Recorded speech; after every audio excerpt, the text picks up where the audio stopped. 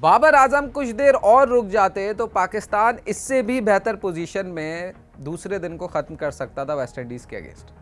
लेकिन खैर बाबर आजम आउट हुए, उसके बाद सलमान अली आगा आए। लेकिन ओवरऑल देखा जाए तो पाकिस्तान ने इतना बुरा नहीं खेला दूसरे दिन।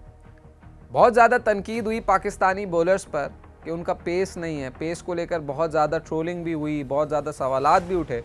लेकिन फिर पेसर्स ने दूसरे दिन एक ज़बरदस्त कमबैक किया, चाहे वो मोहम्मद अली हों, चाहे वो मोहम्मद अब्बास हों, चाहे खुर्रम शहजाद हों। इन तीनों बॉलर्स ने, इंक्लूडिंग आमिर जमाल, इन तीनों ने कोशिश की कि कहीं ना कहीं वेस्ट इंडीज़ को रोका जाए और रोकने में कामयाब भी रहे। अली ने बड़े बड़े ज़बरदस्त स्पेल किए, 4 विकेटें उन्होंने हासिल की, अब्बास ने 3 विकेटें हासिल की। एक चीज़ जो अब्बास शिकवा करते हुए नज़र आए थे पहले दिन कि पाकिस्तान को बहुत महदूद टेस्ट मैचेस मिलते हैं, जिसकी वजह से एडजस्ट होना बड़ा मुश्किल हो जाता है प्लेयर्स के लिए। कहीं ना कहीं ये चीज़ वैलिड भी है क्योंकि पाकिस्तान बमुश्किल साल में 3 से 4 टेस्ट खेलता है, इस दफ़ा 5 टेस्ट खेल रहा है। बहुत मुश्किल से 3, 4, 5 टेस्ट मैचेस पाकिस्तान को पूरे साल में मिलते हैं। और पूरा साल आप T20 क्रिकेट, वनडे क्रिकेट खेल रहे होते हैं और फिर टेस्ट मैच में जब आते हैं तो आपके प्लेयर्स को एडजस्ट होने में मुश्किलात होती है। पहले दिन जिस तरीके का खेल हुआ, जिस तरीके से वेस्ट इंडीज़ के बैटर्स हावी रहे, जिस तरीके से पाकिस्तानी बॉलर्स को मुश्किलात हुई, दूसरे दिन बिल्कुल उलट था उस चीज़ का। पाकिस्तानी पेसर छाए रहे regardless of the criticism on their pace, विकेटें ली और वेस्ट इंडीज़ को 311 रन्स पर महदूद किया, जो कि एक अच्छा बॉलिंग डिस्प्ले था। लेकिन अगेन जो बात मैंने सीरीज़ से पहले वीडियोस में की थी और जो क्रिकेट एनालिस्ट बैठकर जो बात कर रहे थे वो यही कह रहे थे कि वेस्ट इंडीज़ की इन कंडीशंस में आपको बैटिंग विकेट्स मिलेंगी, यानी कि यहाँ पर बैटिंग करना आसान होगा। और आपने देखा कि जब पाकिस्तान बैटिंग करने आया या वेस्ट इंडीज़ ने जो पहले दिन बैटिंग की, कंपैरेटिवली ऐसा लगा कि बैटर्स के लिए आसानी है यहाँ पर। और हमने देखा पाकिस्तान के आज़ान अवेज़ बिना कोई रन बनाए आउट हो गए।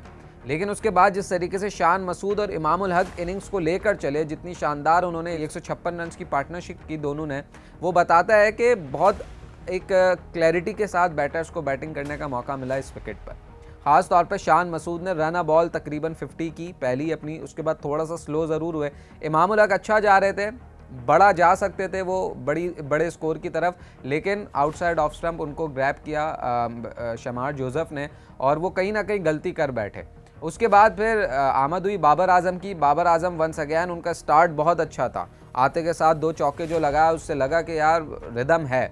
और पिछले कई टेस्ट इनिंग्स में या वनडे में भी आप देखें तो बाबर आजम एक अच्छा आगाज़ करते हैं लेकिन उसको कन्वर्ट नहीं कर पाते। कल भी चंद लम्हों पहले, मतलब आखिरी लम्हात में बाबर आजम अपनी विकेट गंवा कर चले गए। हालांकि वहाँ पर स्टे करते, शान मसूद का साथ देते तो कहीं ना कहीं पाकिस्तान मज़ीद बेहतर पोजीशन में फिनिश कर सकता था दूसरे दिन को। लेकिन एक अच्छा दिन था।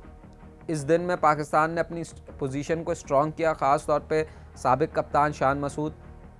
कहीं ना कहीं फ़ैसला उनके लिए दुरुस्त साबित हुआ। लेकिन हमने पहले देखा है कई मरतबा टेस्ट मैचेस में कि पहली इनिंग्स में पाकिस्तान सीरीज़ की जो पहली इनिंग्स होती है उसमें काफ़ी अच्छी बैटिंग करता है, लेकिन बाद में जाकर थोड़ा सा मुश्किल हो जाता है पाकिस्तानी बैटर्स को।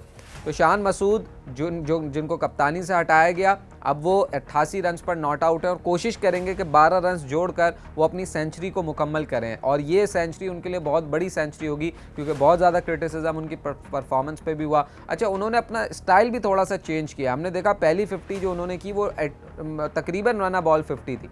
ODI फॉर्मेट की तरह वो चीज़ों को लेकर चल रहे थे और हमने पहले भी उनकी कप्तानी के एरा में भी देखा था कि शान मसूद ने अपने बैटिंग के स्टाइल को थोड़ा सा चेंज किया है, थोड़ा तेज़ खेलना शुरू किया है, जो कि अक्सर पाकिस्तानी बैटर्स की जो एक टोन होती है उसके ख़िलाफ़ होता है।